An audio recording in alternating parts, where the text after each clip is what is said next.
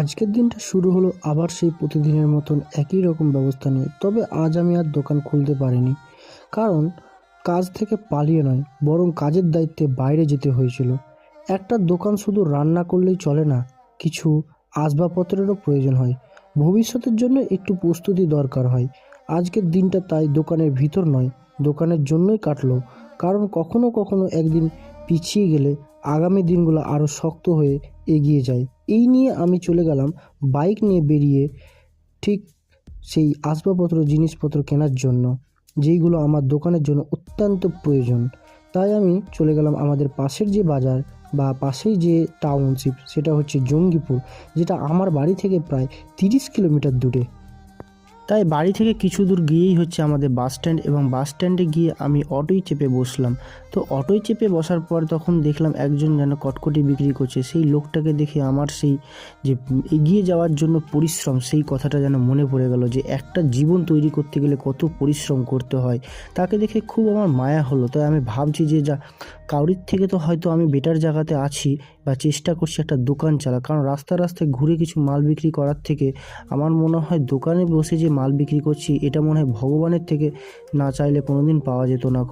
তবে আমার মনে হয় যে অবশ্যই প্রতিটা মানুষ এবং প্রতিটা কাজের পিছনে একটা যেন পরিশ্রম অত্যন্ত পরিমাণে দরকার, এবং সেই পরিশ্রম যেন প্রতিটা মানুষ শুধুমাত্র পেটের জোগাড় তৈরি করার জন্য কিছু খাবার খাবে বলে আজ আমরা প্রত্যেকে একই রকমভাবে পরিশ্রম করছি। তোমাদের সঙ্গে গল্প করতে করতে দেখো আমরা প্রায় চলেই আসলাম আমাদের সেই গন্তব্যস্থলে, যেখানে আমরা আমাদের যে জিনিসপত্রগুলো পাবো, যে জিনিসপত্রগুলো কিনতে এসেছি। আমি এসেছি আজকে জঙ্গিপুরে শুধুমাত্র একটা জিনিস কিনতে, সেটা হচ্ছে আমার একটা খুব কড়াই প্রয়োজন, যেটাতে আমি তড়কা তৈরি করব। আগের কড়াইটা, আগে যে প্যানটাতে করতাম সেটাতে খুব ডিস্টার্ব করছে। তাই দেখে নাও, এই দেখো সুন্দর একটা কড়াই কিনলাম। এই কড়াইটার নাম হচ্ছে চাইনিজ কড়াই, এবং এটাকে চাইনিজ ডাব্বু বলা হয়। তোমরা দেখেছো, যেহেতু আমরা দোকানটা ঠিক করেছি তার জন্য দুটো তালাও নিয়ে নিয়েছি। তারপরে খাওয়া দাওয়া করলাম। খাওয়া দাওয়া করার পরে আমরা বাসে চেপে আবার বাড়ির পথে রওনা দিয়ে দিলাম।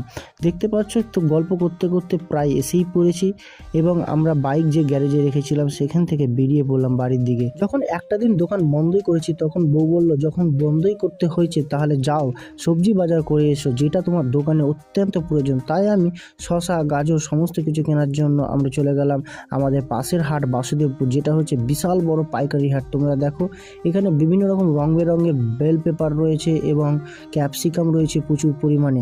আমরা সমস্ত রকম জিনিস নিয়ে নিলাম। এই দেখো কত বেল পেপার, কি সুন্দর দেখতে, তাই না? অনেকটা ক্যাপসিকামের মতন, অ্যাকচুয়ালি ওই জাতেরই এই জিনিসটা, কিন্তু এটাকে বেল পেপার বলা হয়, আর সবুজটাকে বলা হয়